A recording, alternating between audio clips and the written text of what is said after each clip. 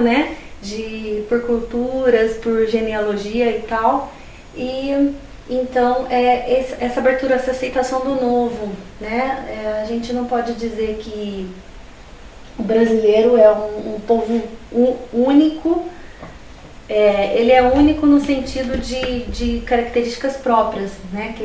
Por trazer essa riqueza de várias misturas de etnias e povos e tal. E aí está representado aqui então pelas cores, que são mais misturadas, elas não estão tão puras, né? É uma cor mais miscigenada, assim como representação do quadro. Aqui eu tenho um trabalho que eu fiz, que é uma árvore espiralada, é um trabalhinho já em tamanho menor.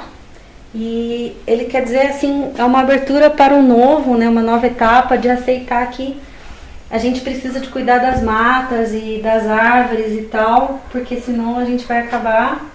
A gente tem que cultivar o oxigênio de cada dia, né? Porque senão a gente vai acabar junto com as árvores. Aqui eu tenho um trabalho também que é relacionado com a miscigenação, ele precedeu aquele lá, tá? Aí eu fiz até um resumo aqui, ó, é uma miscigenação de cores, de raças, ideias, de costumes, para que a gente seja pessoas mais completas. Esse daqui é um trabalho baseado no Volpi, né, no pintor Volpi, que eu admiro bastante, porque ele era um pintor que trabalhava as bandeirinhas e tal, toda aquela questão. E ele se chama Poesia das Cores, porque aqui eu joguei de uma forma abstrata as cores, formando como se fosse uma poesia numa nova linguagem, que é uma linguagem pictórica, né, a linguagem da pintura.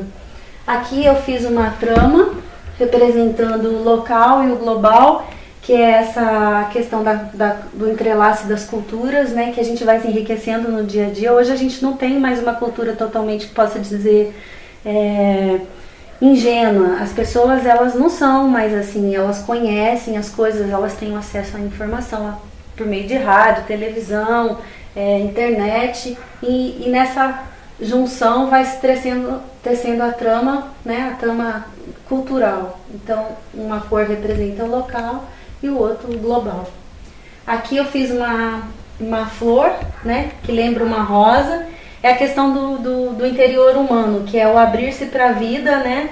E porque primeiro a gente precisa se abrir em forma de uma flor, deixar se contagiar pelo novo também, para poder produzir frutos. Então a flor precede o fruto, então esse é o significado.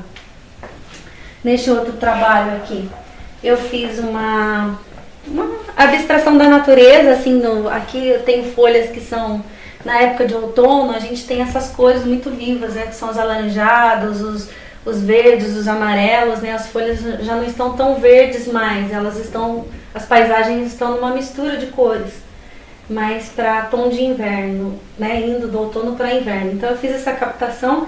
Como o pintor Polo, que também trabalhava com essa técnica, né, que era jogar tinta sobre a tela, então também é uma homenagem a esse pintor e um pedido pela natureza, né, que as Américas, elas precisam se unir a favor da natureza, né?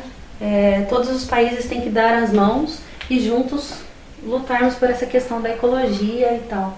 Aqui é um trabalho que foi um pedido da minha filha, assim, ela falou, faz uma moça e tal, aí eu fiz uma moça de vermelho, meio que representando a questão da moda e tal brasileira, né, que também é vista lá fora, e é uma coisa mais simplificada.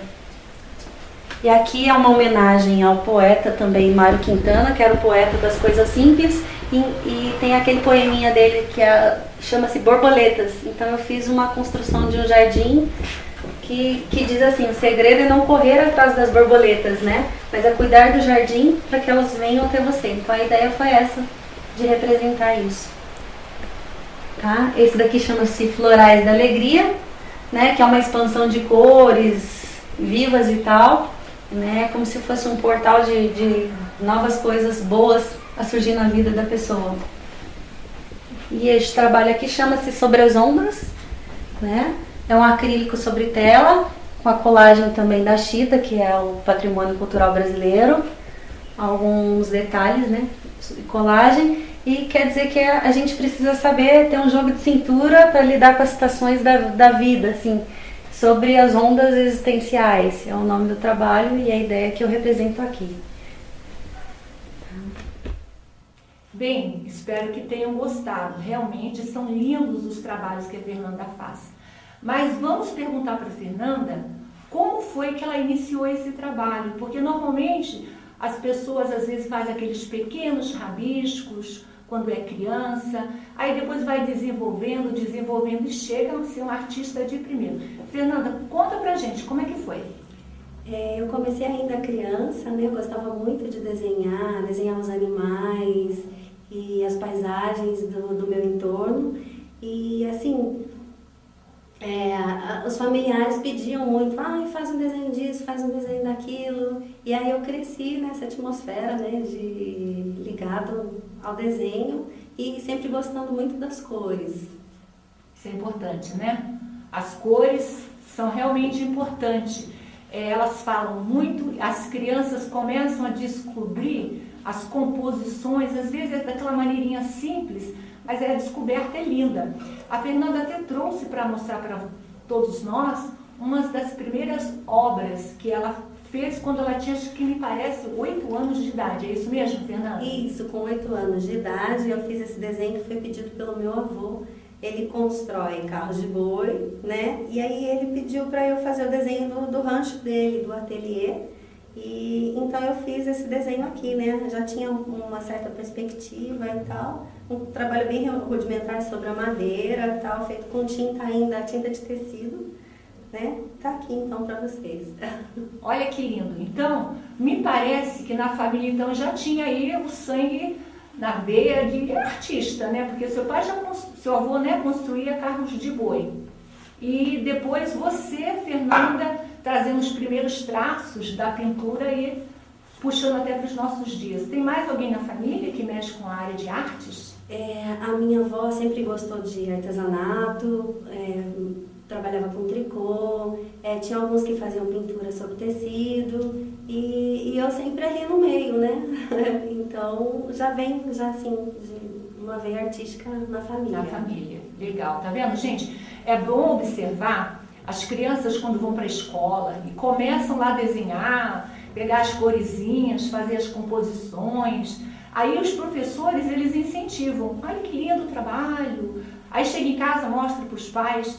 Observe no seu filho se ali não está uma veia artística, né? De repente ele segue aquele caminho das artes e fazem trabalhos maravilhosos. Como a gente viu no vídeo anterior, apresentando os trabalhos da Fernanda, são trabalhos lindos, né? Aí a gente pode estar até lembrando, quando a gente estuda um pouco de arte, de pintores como Van Gogh, pintores como Kandinsky, que também acho lindíssimo, Leonardo da Vinci. Eu, assim, não tenho um estilo definido, eu gosto, ora eu tendo mais para o abstrato, ora mais para o